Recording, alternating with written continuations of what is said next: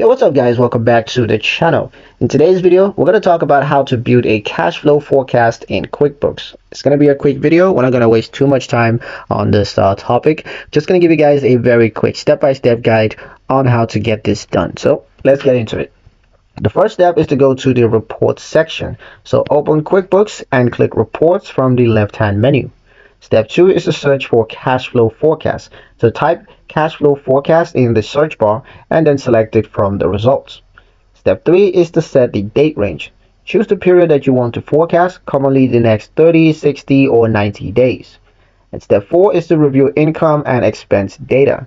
QuickBooks will use your past invoices, bills, and transactions to project income and outgoing cash. Review these figures to ensure accuracy. Next is to customize your forecast. Click Customize to adjust for expected large payments, seasonal fluctuations, or one-time expenses. And the final step is to save or export. So once satisfied, click Save Customizations, or you can choose to export to PDF or Excel to share with your team or your bank. A pro tip is to regularly update your forecast because it helps you to avoid cash shortages and to plan for growth with confidence. And that's pretty much it for the video, guys. Hope you liked it. Hope you found the information here useful enough. If you did, like, share, and subscribe for more helpful tutorials. Thank you guys for watching, and I'll see you in the next one.